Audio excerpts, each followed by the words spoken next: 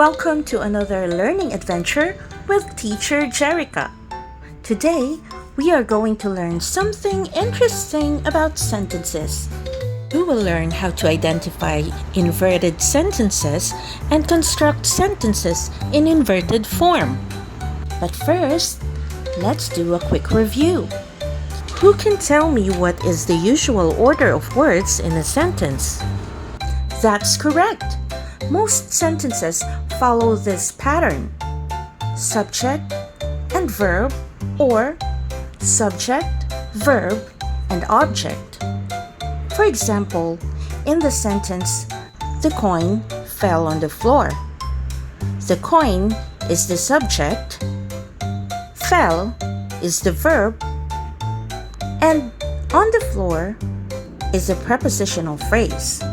For this sentence, we do not have an object, which is the receiver of the action.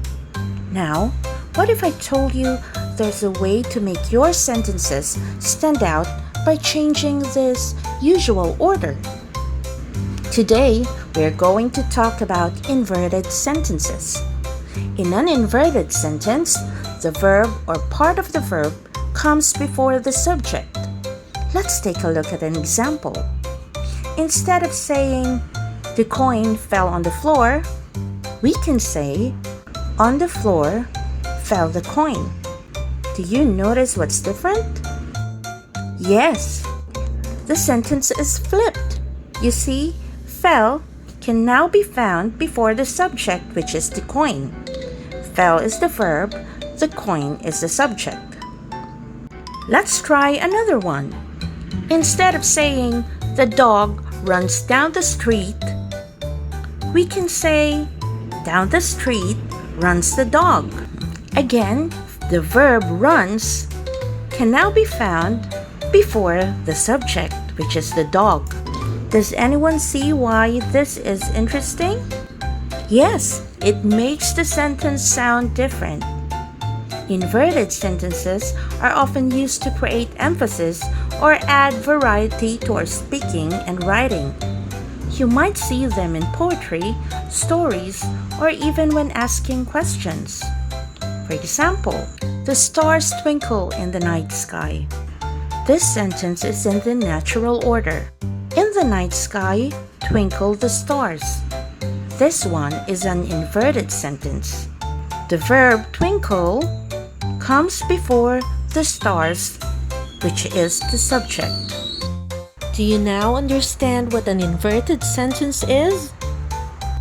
Let's practice together. I'll show you a sentence, and I want you to help me turn it into an inverted sentence. Are you ready?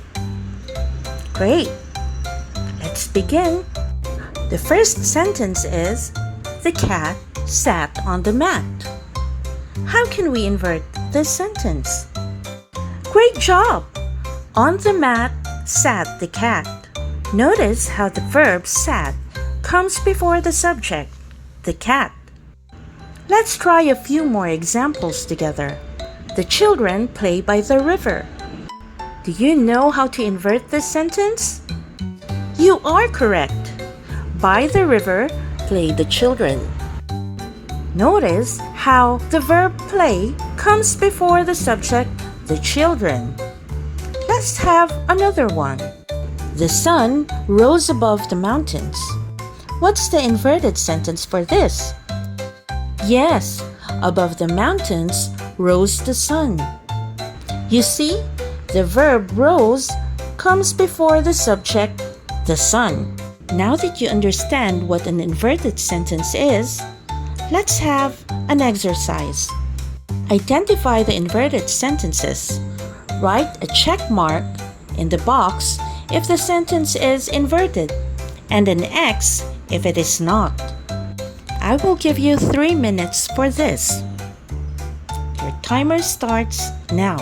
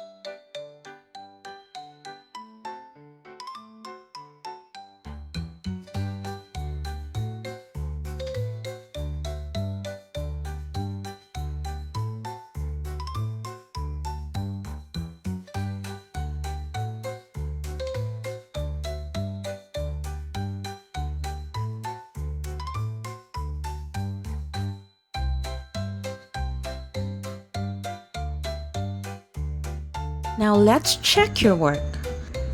In the east rises the sun. Is this an inverted sentence? You are correct. This is an inverted sentence because the verb rises comes before the subject, the sun. Number 2. All day fell the rain. Is this an inverted sentence? Yes, this is an inverted sentence because the verb fell can be found before the subject, the rain. Let's go to number 3. The bird sang a song. Is this an inverted sentence? You're right. This is not an inverted sentence because the subject, which is the bird, comes before the verb sang. Now let's go to number 4. On the couch slept the cat. Is this an inverted sentence? You are correct. This is an inverted sentence because the verb slept can be found right before the subject, the cat. Now let's proceed to the last sentence. The baby cries in the crib. Is this an inverted sentence? Definitely not an inverted sentence because the subject, which is the baby, can be found before the verb, which is cries. Fantastic! I see some excellent work. Now, let's summarize what we've learned. Who can tell me what an inverted sentence is? Exactly! An inverted sentence is a sentence where the verb comes before the subject. They help make our writing and speaking more interesting. You can use them when you want to emphasize something or just to add some variety. Now, think about how you can use this in your daily life. Maybe, when you write a story, you can use an inverted sentence to surprise your readers. Or, when making an announcement, you can use one to grab attention. That's it. You have learned what an inverted sentence is, and you also learned how to make an inverted sentence. Before we finish, I have an inverted challenge for you. Construct the following sentences in inverted order. Write the answers in your notebook. You'll have 5 minutes for this.